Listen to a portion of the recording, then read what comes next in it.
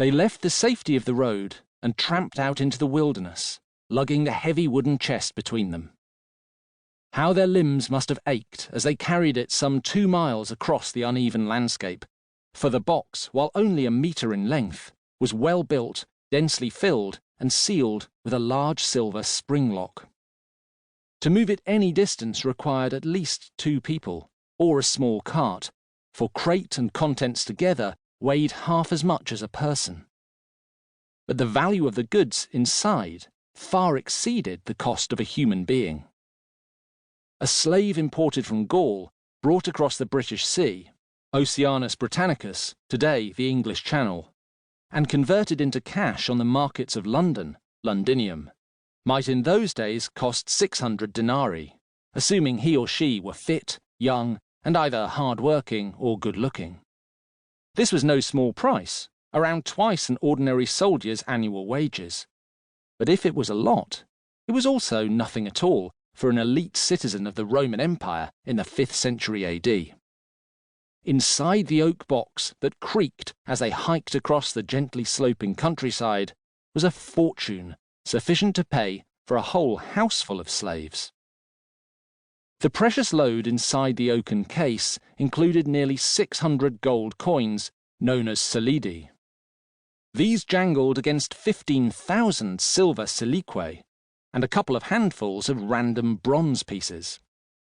The coins were stamped variously with the faces of emperors from 3 dynasties, the most recent of them the ill-fated usurper Constantine III, reigned 407 or 9 to AD 411.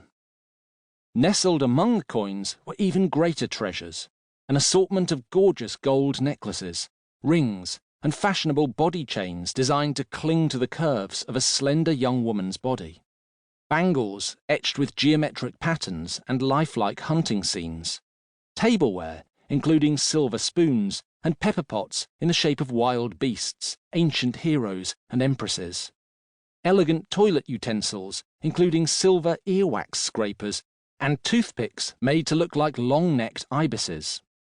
Bowls, beakers, and jugs, and a tiny elephant ivory pyxis, the sort of trinket that rich men like Aurelius Ursicinus, whose name was etched into many of the items, liked to buy for refined women like the Lady Juliane.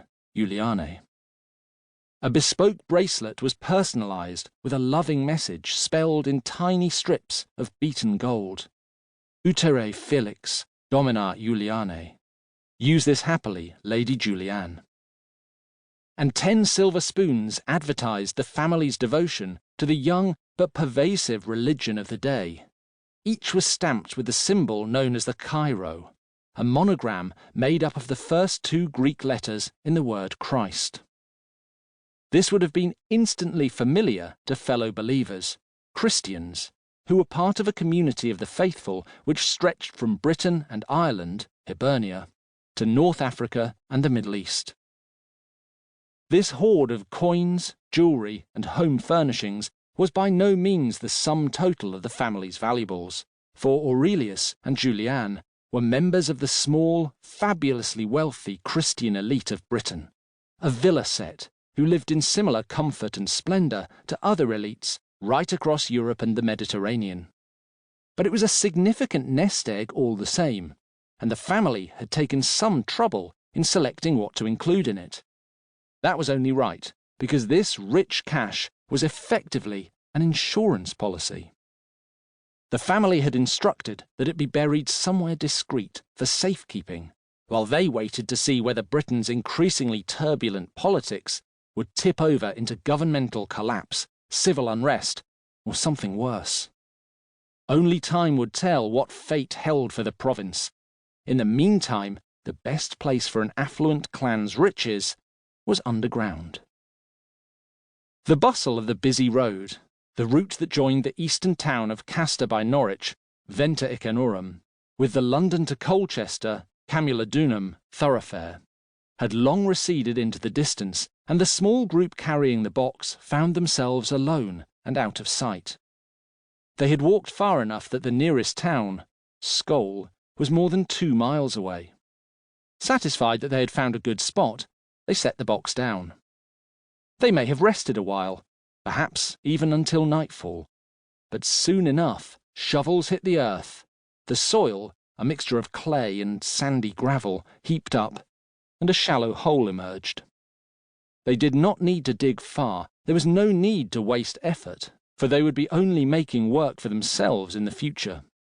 So when the hole was just a few feet deep, they carefully lowered the box into it and backfilled the soil.